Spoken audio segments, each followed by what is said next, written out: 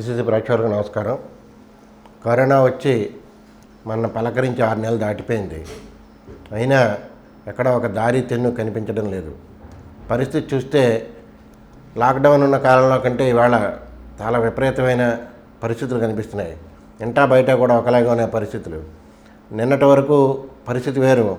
నిన్న సర్కార్ చెప్పేసింది, మీకు పల్స్ మీటర్ పెట్టి 94 లోపు మీకు అక్కడ డిగ్రీ సూచిస్తేనే టెస్ట్ చేయడం ఉంటుంది, లేకపోతే టెస్టులు కూడా చేయమని చెప్పేశారు. అది పరిస్థితి. ఎలాంటి పరిస్థితుల్లో ఎలా ఉండాలి, రానున్న రోజుల్లో ఎలా ఉండాలి, తర్వాత దీనికి ఒక స్పెసిఫిక్ మెడిసిన్ అంటే ఇవాళ వరకు ఏం లేదు. ట్రయల్ అండ్ ఎర్రర్ మెథడ్లో అనేక రకాల మెడిసిన్స్, అనేక రకాల వ్యవహారాలు చేస్తున్నారు. సరే, ఇది 80% మామూలుగానే ఉంటుంది కాబట్టి మిగిలిన 20% విషయంలోనే అంటున్నారు కనుక ఇది ఏది ఎప్పుడు ఎలా మలుపు తిరుగుతుందో తెలియదు. ఉన్న మందులు కూడా చెబుతున్నా కూడా అందుబాటులో లేవు. ఇలాంటి పరిస్థితుల్లో మన పరిస్థితి ఏమిటి, జాగ్రత్తగా ఉండడం ఎలాగా, మనకి రాజమహేంద్రవరం వరకు తీసుకుంటే మన జిల్లాలో ఉన్న పరిస్థితులు ఏమిటి, మన జిల్లాలో ఉన్న ఫెసిలిటీస్ ఏమిటి అన్న విషయాలు మాట్లాడుకోవడం కోసం కరోనా అన్నది మొదలైన నాటి నుంచి ఇవాళ వరకు కూడా దాని మీద నిరంతరం అధ్యయనం చేస్తున్న యువ వైద్య నిపుణుడిగా, దాని మీద ఎంతో పరిశోధన చేసి లోతైన విశ్లేషణలతోటి సమాజానికి ఎంతో విస్తృతమైన చాలా ఉపయోగపడే సమాచారాన్ని, డాక్టర్లు కూడా మెచ్చుకునే మాదిరి సమాచారాన్ని అందించిన మన డాక్టర్ శశాంక్ గారిని మనం మళ్ళీ కలుస్తున్నాం ఇవాళ. నమస్కారం డాక్టర్ గారు. కుమార్ గారు. సార్, ఇప్పుడున్న పరిస్థితి చాలా అలార్మింగ్గా కనిపిస్తుంది. ఒక పక్క భయపడకండి అని చెప్తున్నారు, కానీ సిచ్యువేషన్ చూస్తే అలార్మింగ్గా ఉంది. ఇలాంటి పరిస్థితుల్లో రానున్న రోజులు ఎలా ఉంటాయి? ఇప్పుడు అందుబాటులో ఏవో మందులు ఉన్నాయని చెప్తున్నారు, అవి కూడా రావట్లేదు. ముందు ట్యాబ్లెట్స్ అన్నారు, లేదు తర్వాత దానికి మళ్ళీ ఇంజక్షన్ రూపంలో ఇస్తామని చెప్పారు. ఇవాళ ఇన్హేలర్ అని కూడా ఏదో అంటున్నారు. ఇలాంటి పరిస్థితుల్లో మనకు అసలు ఉన్న అందుబాటులో ఉన్న మందులు ఏమిటి, ఇప్పుడున్న వాళ్ళకి ఏ ట్రీట్మెంట్ని అడాప్ట్ చేస్తున్నారు, రిస్క్ రేట్ ఎట్లా ఉంది, రికవరీ రేట్ ఎట్లా ఉంది? సార్, ఇప్పుడు చాలా క్లిష్ట పరిస్థితుల్లో ఉన్నామండి. మనకు రోజు రోజుకి ఆంధ్రప్రదేశ్లో కేసులు బాగా పెరుగుతున్నాయి, మన జిల్లాలో కేసులు పెరుగుతున్నాయి, మన రాజమహేంద్రవరంలోనూ కేసులు బాగా పెరుగుతున్నాయి.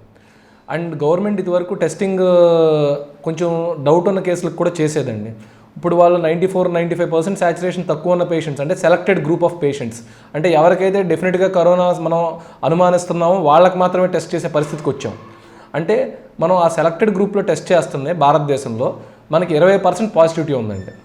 అంటే 100లో 20 మంది కరోనా పాజిటివ్గా తేలుతున్నారు. ఏది ఈ సిమ్టమ్స్ ఉన్న వాళ్ళలో. సిమ్టమ్స్ అంటే ఏంటి? జలుబు, దగ్గు, జ్వరము, కండరాలు పట్టేయటం, ఆయాసం రావటం, ఇలాంటి సిమ్టమ్స్తో హాస్పిటల్ 100 మంది వెళ్తే 20 మంది కరోనా పాజిటివ్గా మనకి ఈరోజు తేలుతున్నారు. అంటే కమ్యూనిటీ ట్రాన్స్మిషన్ అంటాం. ఒకరి నుంచి ఒకరికి పాకటం కరోనా అనేది ఆరంభమైంది. ఇప్పుడు మన చేతుల్లో ఉంది ఏంటంటే మనం జాగ్రత్తగా ఉండటమే అండ్ పాజిటివ్ బ్రెయిన్తో ఉంటాం, మెడిటేషన్ చేసుకోవడం, దేవుడో దేవో తెలియదు, ఒక అన్నోన్ శక్తిని నమ్ముకొని పాజిటివ్గా మన దినచర్యలు చేసుకెళ్ళటం. వీటిల్లో ముఖ్యమైనది కరోనా వచ్చిన దగ్గర నుంచి చెప్పే 3 విషయాలు: SMS, sanitation, mask, social distancing. ఈ SMS పాటించడం అనేది చాలా ఇంపార్టెంట్. 4వ విషయం ఏంటంటే అండి, ప్రభుత్వం ఈ మధ్యన లాక్డౌన్లో లేనిది లాక్డౌన్ తర్వాత వచ్చింది ఏంటంటే మందు కొట్లు, మందు దుకాణాలు తెలియటం వల్ల జనాలు మనకు మందు దొరుకుతుంది, మందు తాగి ఎంజాయ్ చేద్దాం, మామూలు రోజుల్లో ఎంజాయ్ చేస్తే పర్లేదు కానీ అండి కరోనాలో టైంలో ఎంజాయ్ చేయకూడదండి. ఎందుకంటారా? మందు కొట్టే వాళ్ళలో 7 రెట్లు ఎక్కువ కరోనా మన ఇన్ఫెక్ట్ చేస్తుంది. సో ఈ విషయం తెలియక అందరం బారులు తీరి సోషల్ డిస్టెన్సింగ్ మెయింటైన్ చేయక అక్కడ గుమ్ముకూడి గవర్నమెంట్ మరి బ్యాన్ చేయాల్సింది బ్యాన్ చేయకుండా ఈరోజు విస్తృతంగా ఆదాయ వనరుల కోసం వదిలిపెట్టింది. బట్ మనం గవర్నమెంట్ని నిందించాల్సిన అవసరం లేదు, ఎందుకంటే ఆదాయం లేకుండా ఏ గవర్నమెంట్ నడపలేదు. బట్ మనకి స్వయ నియంత్రణ, సెల్ఫ్ డిసిప్లిన్ మోస్ట్ ఇంపార్టెంట్. అయినా కూడా జబ్బు రావచ్చు. ఇంట్లో కూర్చున్నా కూడా మనం ఎక్కడికి వెళ్లకుండా అన్ని రూములు తాళం వేసి ఇంట్లో కూర్చున్నా కూడా కరోనా రావచ్చు. అది మనం ఏం చేయలేం. ఫేట్ వల్ల కరోనా రావటం వేరు, అంతేగాని 1 వేలో హెల్మెట్ లేకుండా డ్రైవింగ్ చేయటం వేరు. సో మనకి కర్మ సిద్ధాంతం అనుసరించి అనుకోకుండా కరోనా వస్తే మనం చేయగలిగింది ఏం లేదు. వచ్చిన 80% మందిలో సిమ్టమ్స్ ఏమి ఉండవు, నార్మల్గా తగ్గిపోతుంది. ఒక 20% మందిలోనే సిమ్టమ్స్ ఉంటాయి. ఆ 20% మందిలో 5% నుంచి 6% మంది ప్రాణాయామ స్థితిలోకి వెళ్తారు. అదే షుగరు, బీపీ, డయాబెటీస్, స్టెరాయిడ్స్ మీద ఉన్నవాళ్ళు, అవయవ మార్పిడి చేసుకున్న వాళ్ళు, ముసలివాళ్ళు, వీళ్ళల్లో 8 to 10% mortality ఉంది. అంటే 8 నుంచి 10% చనిపోయే అవకాశాలు ఉన్నాయి. సో మనం ఇంట్లో ఎవరైతే మన దినచర్యలకు వెళ్తారో, బయట పనులకు వెళ్తారో వాళ్ళందరూ కూడా ఇంటికి రాగానే సెపరేట్గా స్నానం చేసేసి వాళ్ళ గుడ్డలో ఒక బిన్లో వేసేసి తర్వాత అవి జాడిచ్చేసి తీగ మీద వేసేసి అప్పుడు ఇంట్లోకి వస్తే మన జబ్బు లేకపోతే మనకున్న కరోనా పక్కన వాళ్ళకి అంటకుండా ఇంట్లో వాళ్ళకి సంక్రమించకుండా మనం చేసుకోవచ్చు. ఈ స్వయ నియంత్రణ, స్వయ డిసిప్లిన్ గవర్నమెంట్లో నేర్పేది కాదండి, అది మనలో రావాలి. అది మనలో రాకుండా కరోనా నుంచి బ్రహ్మదేవుడు కూడా కాపాడలేడు. అండ్ ఇంకో సత్యం ఏంటంటే కరోనాతో మనం జీవించాలి. వ్యాక్సిన్ వచ్చేంత వరకు కరోనాతో మనం జీవించాలి. కారణం ఏంటంటే ల్యాన్సెట్ అనే జర్నల్లో స్పెయిన్ దేశంలో కరోనా విస్తృతంగా వచ్చింది. వాళ్ళల్లో యాంటీబాడీస్ ఉన్నాయా లేదా అని పరీక్ష చేశారు. పరీక్ష చేస్తే ఓన్లీ 5% పేషెంట్స్లోనే యాంటీబాడీస్ ఉన్నాయి. అంటే ఒకసారి కరోనా వచ్చి తగ్గిపోతే మళ్ళీ కరోనా రాదు అనే గ్యారంటీ లేదు. సో ఈ మహమ్మారితో మనం జీవించాలి, తప్పించుకోలేం, పారిపోలేం. ప్రపంచం చిన్నదైపోయింది. ఎంత విస్తృతమైన ప్రపంచం ఉన్నా ఇప్పుడు పరిగెత్తలేని స్థితి, అలసట దరిచేస్తుంది. ఇలాంటి టైంలో మనకి ఎవరో వచ్చి ఏదో చేస్తారు, ఏదో మందు మనం కాపాడేస్తుంది అంటాం కన్నా prevention is better than cure. ఇది మెయిన్ ఉద్దేశం అండి. రెండో ఉద్దేశం ఏంటంటే అండి, మనకున్న హెల్త్ సిస్టంలో హెల్త్ బెడ్స్ కానీ ఇది కానీ ఒకసారి విస్తృతంగా స్ప్రెడ్ అయితే ఈ కుర్చీలో కూర్చొని నేను మాట్లాడుతున్న నాకు కూడా వైద్యం అందం స్థితి జరుగుద్ది. సామాన్యుడి సంగతి వదిలేండి, ఓ డాక్టర్గా నాకు నేను వైద్యం చేసుకోలేని స్థితిలోకి వెళ్ళిపోతాం. ఈ స్థితి రావటానికి ఎంతో కాలం పట్టదండి ఈ అజాగ్రత్తగా ఉంటే మాత్రం. సో రోజు రోజుకి కరోనా కేసులు పెరుగుతున్నాయి. సో ఈ హర్డ్ ఇమ్యూనిటీ కాన్సెప్ట్ కూడా తప్పని ప్రూవ్ అయింది. సో ఇప్పుడు వరకు కరోనా జబ్బు ఎలా ఉంటుంది ఏంటి అన్నది మొన్నటి వరకు confusion, treatments trial and error అన్నారు. కానీ ఇప్పుడు ఇంగ్లాండ్లో రికవరీ ట్రయల్ జరగడం వల్ల కానీ, సాలిడారిటీ ట్రయల్ WHO వల్ల కానీ, రెమ్డెక్టా ట్రయల్ వల్ల కానీ, కాన్వాక్టా ట్రయల్ వల్ల కానీ, కోవాక్టా ట్రయల్ వల్ల కానీ ఏ మందులు పనిచేస్తున్నాయి, అవి ఎంత మోతాదుల్లో ఇవ్వాలన్నది CMC రాయవెల్లూరు వాళ్ళు ఒక హ్యాండ్ బుక్ రిలీజ్ చేశారు. వైద్యం ఎలా చేయాలి అన్న దాని మీద ఒక మార్గదర్శకాలు. సో మొన్నటి వరకు అయోమయంలో ఉన్న స్థితి నుంచి కొంత మెరుగుపెట్టడం, ఆ వైద్యం ఎలా అందజేయాలన్నది కరెక్ట్గా అందజేయడం వల్ల కొంత మోర్టాలిటీ, అంటే 100కి 80% చనిపోయే పేషెంట్స్ని ఒక 40% వరకు కాపాడగలిగే స్థితికి వచ్చాం. 100కి 100% కాకపోయినా 40%. సో వైద్యులు రీసెర్చ్ జరుగుతుందో ఒకేపు అభ్యసిస్తున్నారు నిరంతరంగా. సో ఇది ఎంత ఫాస్ట్గా జరుగుతుందో అంత ఫాస్ట్గా మనం జబ్బు నుంచి దూరంగా జరగడానికి ప్రయత్నం చేయాలి. సో ఇప్పుడు మామూలుగా కరోనా ఏ ఫేజుల్లో ఉంటుంది అంటే, కరోనా నార్మల్గా 3 ఫేజులుగా డివైడ్ అవుతుందండి. అక్యూట్ వైరమిక్ ఫేజ్ అంటే వైరస్ ముక్కు ద్వారా కానీ లేకపోతే ఎయిర్ ద్వారా కానీ మన తుంపరల ద్వారా కానీ మనలో ఎంటర్ అయినప్పుడు లంగ్స్లో మల్టిప్లై అవుద్ది. ఇది అక్యూట్ వైరమిక్ ఫేజ్ అంటాం.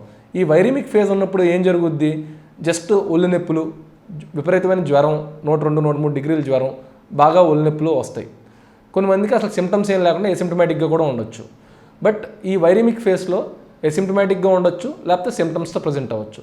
సిమ్టమ్స్తో ప్రజెంట్ అయితే దగ్గు, తుమ్ములు, జ్వరము, ఒళ్ళు నొప్పులు ఈ బాగా వస్తాయి అండ్ కొంచెం ఆయాసం రావటం. సో దాని తర్వాత పల్మనరీ ఫేజ్ అంటాం. అంటే ఊపిరితిత్తుల్లోకి వైరస్ ఎంటర్ అయిపోయిన తర్వాత అది పనిచేయడం మొదలు పెడుతుంది. ఈ ఊపిరితిత్తుల్లోకి వెళ్ళిపోయిన పల్మనరీ ఫేజ్లో మనకేమవుద్ది, ఆయాసం రావటం విపరీతంగా, ఆక్సిజన్ శాచురేషన్, మీరు అన్నట్టు ఆక్సిమీటర్ పెడితే, పల్స్ ఆక్సిమీటర్ పెడితే 90 కన్నా తక్కువ చూపించడం, 85కి పడిపోవటం. ఒక మనిషిని మనం ఒక బకెట్ నీళ్ళల్లో ముంచితే ఎలా గిలగలా కొట్టుకుంటాడో అలాంటి ఫీలింగ్తో బతకటం, ఆ డిస్ట్రెస్ అంటాం. సో ఇలాంటి డిస్ట్రెస్కి గురవుతారు. ఆ తర్వాత ఏమవుద్దంటే మన బాడీలో ఉన్న ఇన్నేట్ ఇమ్యూన్ సిస్టమ్ ఏంటంటే ఏదైనా ఫారెన్ అటాక్ చేసినప్పుడు దాన్ని కౌంట్రాక్ట్ చేయాలి. బట్ ఈ కౌంట్రాక్ట్ చేయకుండా ఆ సెల్ చనిపోయి ఒక సివియర్ సైటోకైన్ స్టార్మ్ రిలీజ్ అవుద్ది. దీన్ని హైపర్ ఇన్ఫ్లమేటరీ స్టేట్ అంటాం. ఈ స్టేట్కి వస్తే బతికించుకోవడం కష్టం.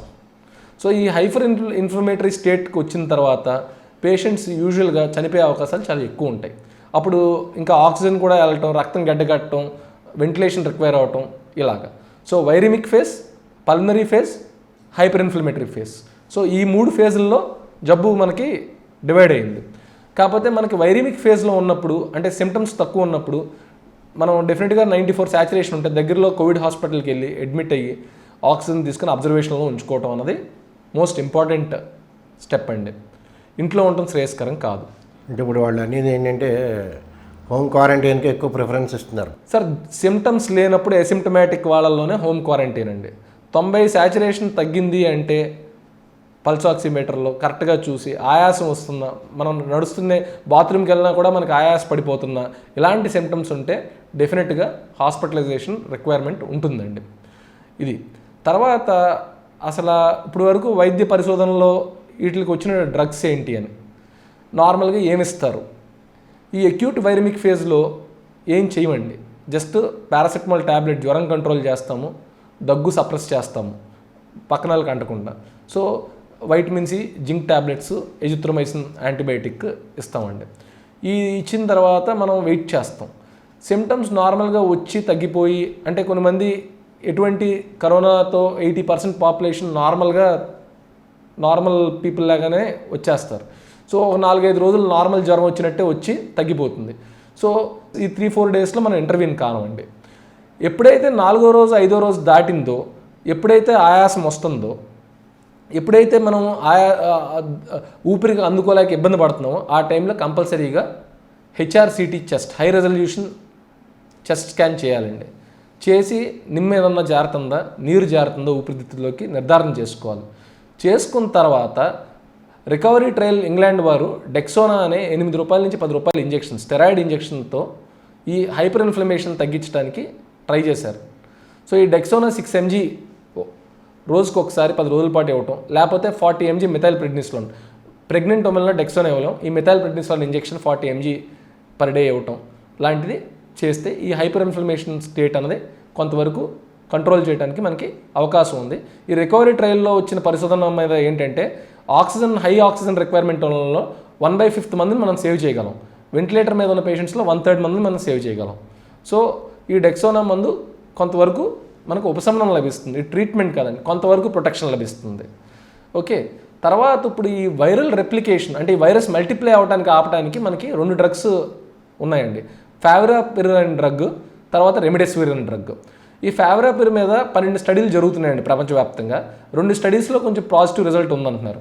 సో ఇది ఎవరిలో వాడతామంటే కొంచెం దగ్గు, జలుబు, రంపు వచ్చి కొంచెం ఫీవర్ హైగా వచ్చి తగ్గట్లేదు అన్న వాళ్ళలో 3వ రోజులో మనం ఈ ఫావిరాపిర్ ట్యాబ్లెట్ స్టార్ట్ చేస్తామండి. ఆ ట్యాబ్లెట్ కోర్స్ మొత్తం మనకి ఎక్కువ మందులు మింగాలి. ఓకే, సో ఒక 110 ట్యాబ్లెట్ల వరకు మింగాల్సి వస్తుంది ఒక 9 రోజుల స్పాన్లో. సో దాని ఖరీదు మనకు ఒక 9,000 నుంచి 10,000 ఖర్చు అవుతుంది. సో ఈ మందు వాడితే కొంతవరకు వైరల్ రెప్లికేషన్ ఆగుద్దని ఇది. అది only mild to moderate cases మాత్రమే. అంటే ఆక్సిజన్ సాచురేషన్ 90, 94, 92, 93 ఉన్న వాళ్ళకి, 90 కన్నా బిలో ఉన్న వాళ్ళలో ఇది అంతగా ఎఫెక్టివ్నెస్ లేదు. ఇది ఎలా పనిచేస్తుంది అంటే ఆర్ఎన్ఏ డిపెండెంట్ ఆర్ఎన్ఏ పాలిమరేజ్. ఈ ఆర్ఎన్ఏ పాలిమరేజ్ అనే ఎంజైమ్ని ఇన్హిబిట్ చేసి వైరస్ రెప్లికేషన్ని ఆపుద్ది. తర్వాత వచ్చిన డ్రగ్ ఏంటంటే రెమిడెసివిర్. ఇది ఎబోలా వైరస్, నిప్పా వైరస్ని అరెస్ట్ చేయడానికి కనిపెట్టిన డ్రగ్. దాన్ని ఇంజెక్టబుల్ ఫామ్లో మనకి భారతదేశంలో హెట్రో డ్రగ్స్, సిప్లా ఫార్మసీ వాళ్ళు, మైలాన్ వాళ్ళు అనుమతి పొంది ప్రొడక్షన్ స్టార్ట్ చేశారండి. ఈ రెమిడెసివిర్ ఏదైతే ఉందో ఫస్ట్ రోజు 200 mg ఇస్తాం, తర్వాత 100 mg 4 రోజులు ఇస్తాం. ఈ రెమిడెసివిర్ ఇంజెక్షన్ ఇచ్చే వాళ్ళలో ప్రీవియస్గా లివర్ ఫెయిల్యూర్ ఉండకూడదు, లివర్ జబ్బు ఉండకూడదు, కిడ్నీ జబ్బు ఒక మోతాదు దాటి కన్నా ఎక్కువ ఉండకూడదు. వాళ్ళలో ఇంజెక్టబుల్స్ ఇస్తే కొంత రికవరీ బాగుందని మనకి వినపడుతుందండి. ఈ రెమిడెసివిర్ ఇంజెక్షన్ మన కోర్స్కి ఒక 25,000 ఖర్చు అవుతుంది ఒక పేషెంట్కి.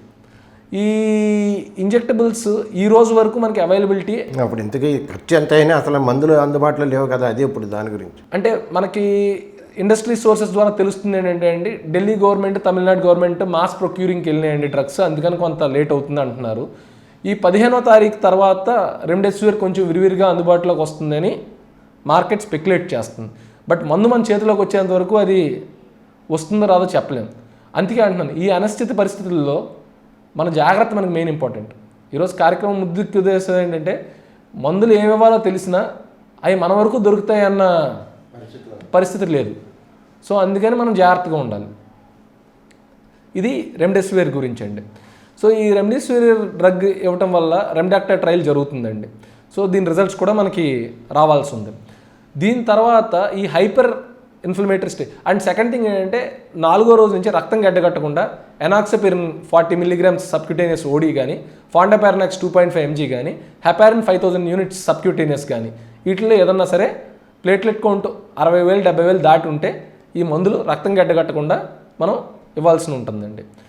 తర్వాత స్టేజ్లో మనకి ఇంకా బాగా నిమ్ము బాగా ఎక్కువ హైపర్ ఇన్ఫ్లమేషన్ ఇచ్చి సైటోకైన్ స్టార్మ్ బాగా ఎక్కువ అవుతుంది, మనం వాళ్ళలో కొన్ని టెస్టులు చేయాలండి. నార్మల్గా ఏ పేషెంట్కైనా డీడైమర్ అనే పరీక్ష చేస్తాం. ఆ డీడైమర్ అనే పరీక్ష mild symptoms to moderate symptoms అంటే మొదటి రోజు చేసి 4వ రోజు చేస్తాం, పెరుగుతుందో లేదో చూస్తాం. సివియర్ కేసెస్లో ప్రతి 48 గంటలకే చేస్తాం. దాంతోపాటు IL-6 అనే టెస్ట్ చేయాలి. ఆ IL-6 మార్కర్స్ అన్ని చోట్ల అవైలబుల్ కాదు, పెద్ద పెద్ద కార్పొరేట్ హాస్పిటల్స్లో తప్ప చిన్న హాస్పిటల్స్ అది అవ్వదు. అప్పుడు మనం CRP, డీడైమర్, ఫెరిటిన్ ఈ 3 లెవెల్స్ చూసుకొని అవి ఈరోజు 200 ఉంది, రేపు 400 ఉంది, 600 ఉంది, అలా పెరుక్కుంటే వెళ్తున్నాయి. ఇది సైటోకైన్ స్టార్మ్ మనం డయాగ్నోస్ చేసి ఇమీడియట్గా టోసిలిజుమాబ్ అనే డ్రగ్ ఇవ్వాలి, టాక్లిజుమాబ్. ఆ టాక్లిజుమాబ్ డ్రగ్ సిప్లాల్ మ్యానుఫ్యాక్చర్ చేస్తున్నారు. అది ఒక వైల్ ఖరీదు 45,000. సో మనం ఒకసారి ఇస్తాం, తర్వాత మళ్ళీ 12 గంటలు కానీ 24 గంటలు కానీ అవసరమైతే 2 డోసు ఇస్తాం. సో ఇది సివియర్ కేసెస్లో మాత్రమే, ఎక్స్పర్ట్ ఇంటెన్సివ్ కేర్ పర్యవేక్షణలో మాత్రమే ఇవ్వాల్సిన డ్రగ్స్. ఈ డ్రగ్స్ ఎవరు ఓవర్ ద కౌంటర్ కొనుక్కొని సెల్ఫ్గా వాడకూడదు, ఇది చాలా ప్రమాదకరమైన డ్రగ్స్.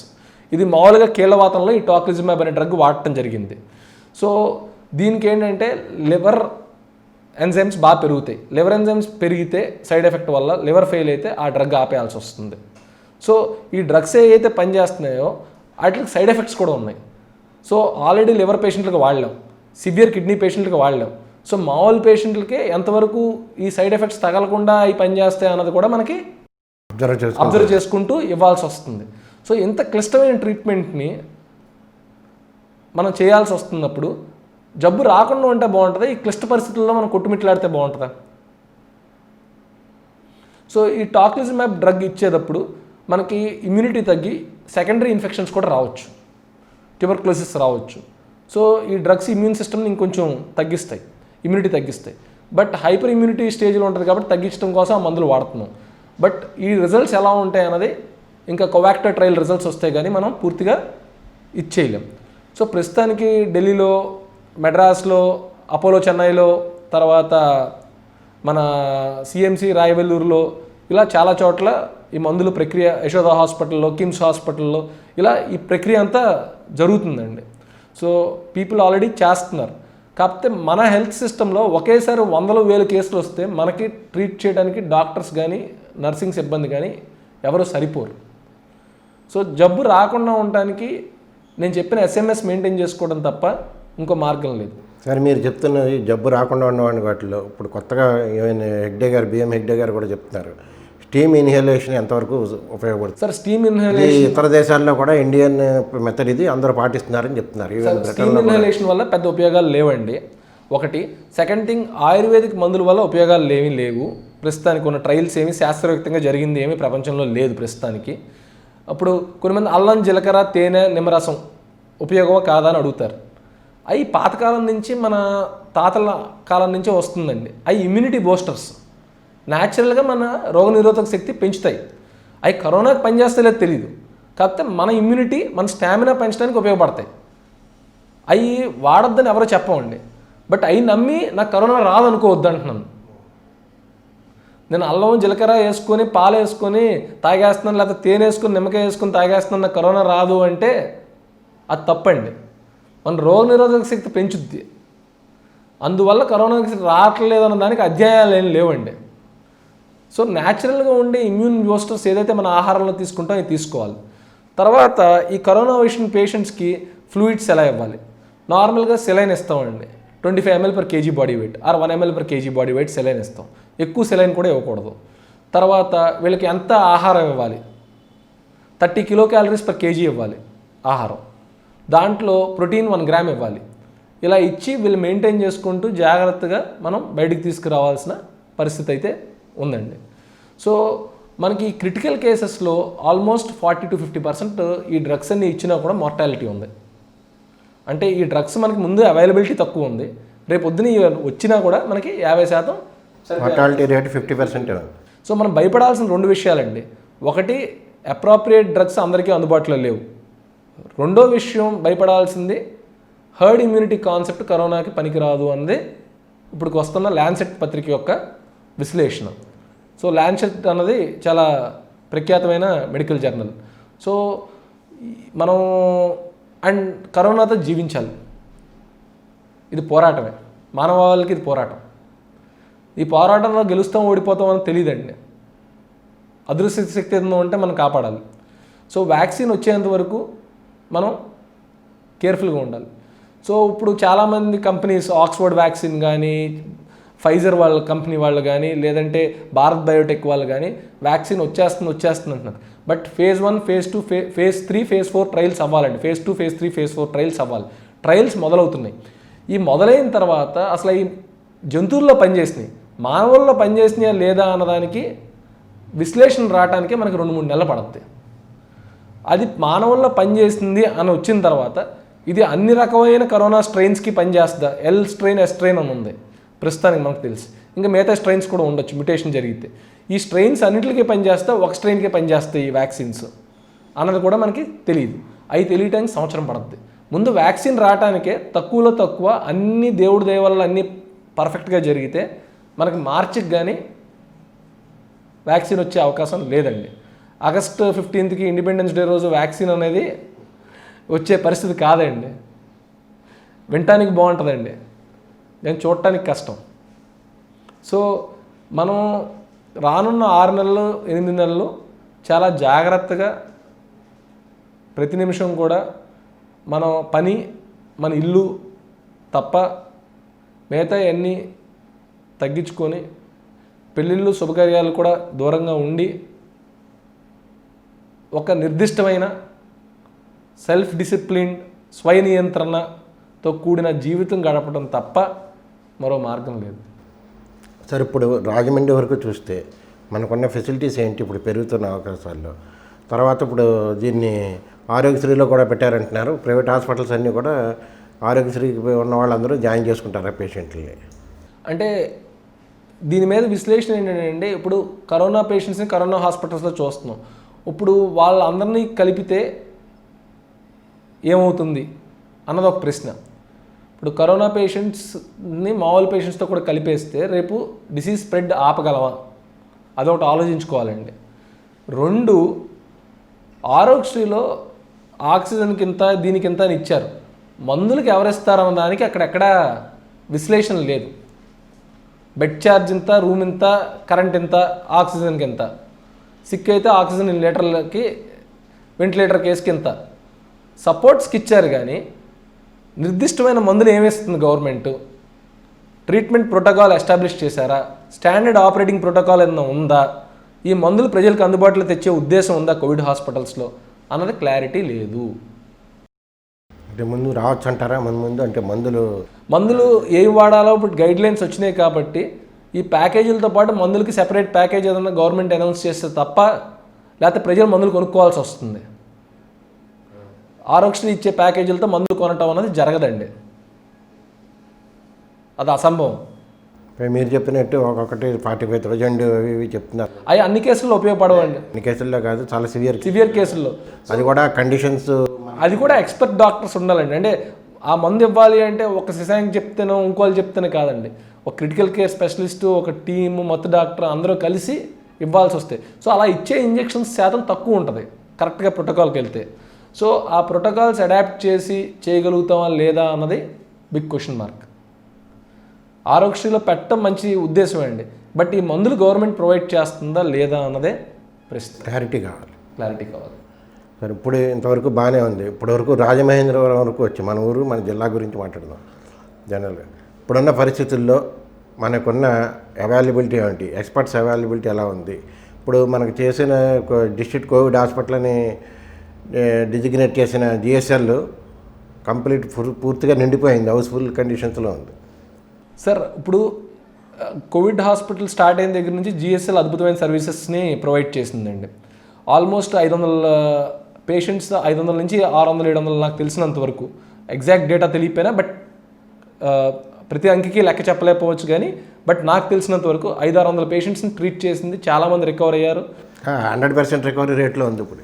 100% కాదులే అండి, 98% రికవరీ. కాదు, ఇక్కడ ఏమి క్యాజువాలిటీస్ లేవు కదా. అది అంటే క్యాజువాలిటీస్ మనం వైజాగ్ షిఫ్ట్ చేయడం వల్ల షిఫ్ట్ చేశారు, కొంత తగ్గిందండి. ఇక్కడ క్యాజువాలిటీస్ లేవు.